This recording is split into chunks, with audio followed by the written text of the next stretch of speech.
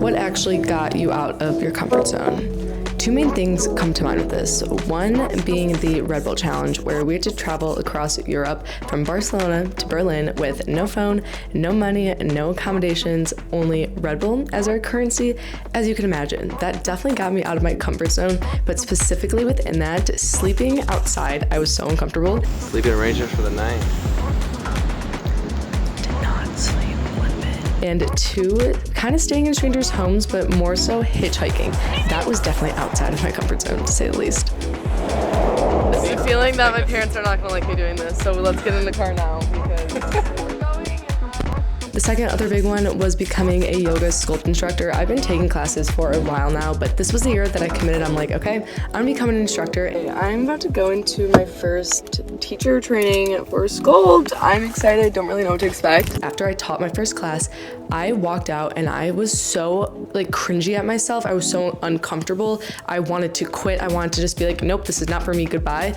But I kept embracing that uncomfortable with each class after that, and finally am a little bit more confident. And of course, I have my days with not being too comfortable in what I'm doing, but overall with being uncomfortable, I'm learning that I have to get comfortable in that uncomfortable, because when you are uncomfortable, that is where growth is gonna be happening.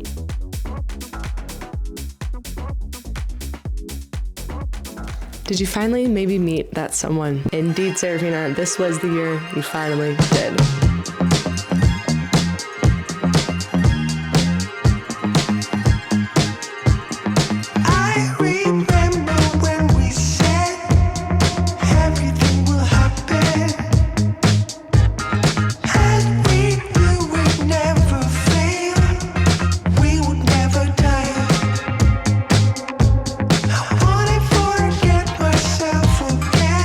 Just crazy to think about that this could be my last time being single filming this video.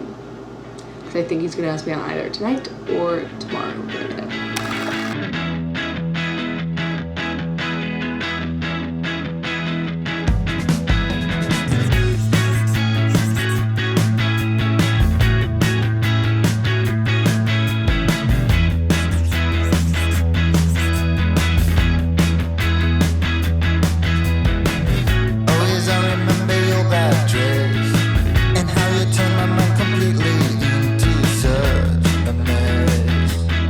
So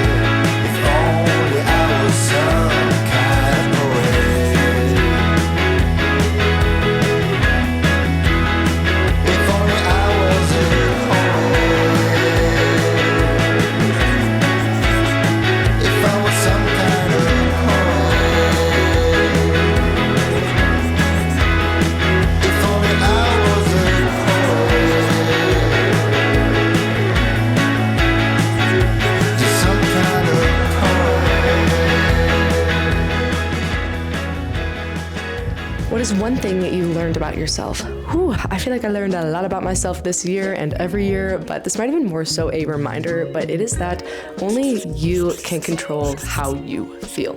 Just because someone else does something or you see something that annoys you, that doesn't mean you have to feel that way. You control how you react to things. You can't control what happens, but you can control your perception. And this was such a big lesson for myself to always remind myself that however I view this world, that is my perception and is not how other people view it. It is my lens and my view, and I just always have to remind myself, and this year was a huge lesson of that I can only control the way I feel. No one else has power over me. Did you talk to more strangers? Yes, I did talk to more strangers, but it is not as many as I wanted to. I do Society Perspective, which is my other channel where I interview strangers, and I completely flopped. I flopped on it this year. I said I was gonna do a lot more this year, and I basically just on a pause with it, and it's not what I wanted to happen for this year, but maybe it was needed to take a little reset, refresh, or maybe just a reminder to just always keep going, because once you stop, it's always harder. But I did not talk to as many strangers as I would have wanted to, but for all the strangers I did meet and talk to, it was phenomenal. Yes. And Mark. Their apartments. Ashley. One word to describe 2024. This sounds so cliche, but the best word I can come up with is adventurous. I mean, I feel like this year genuinely was the most I've ever traveled or ventured. First year I went backpacking, so I feel like adventure definitely suits it right with this year.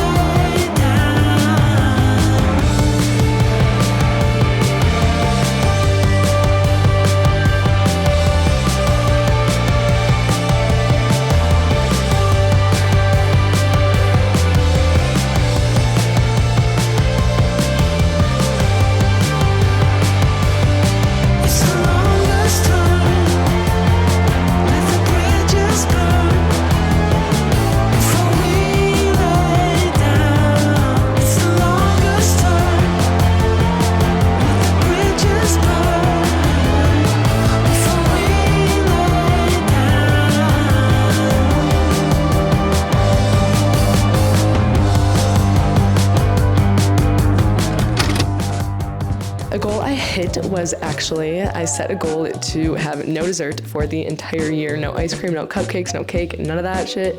I didn't have any of that. I was tempted so many times. You don't even know. Nothing can stop me now. You could put ice cream cake in front of me. No temptation anymore.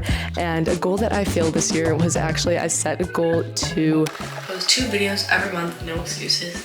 I didn't post on YouTube as much as I wanted to. I specifically said every other week on YouTube to be posting a video, and that did not happen. So we definitely failed on that one. think something that I struggled with emotionally is letting go of things that I cannot control or other people's perceptions of me.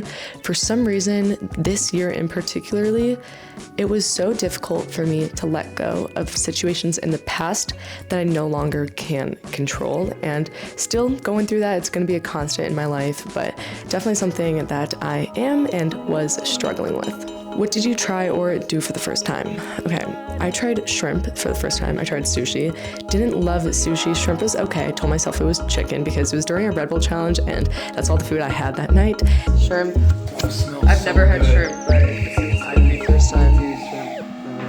And then I also tried shark diving for the first time, went backpacking for the first time, and also found love for the first time.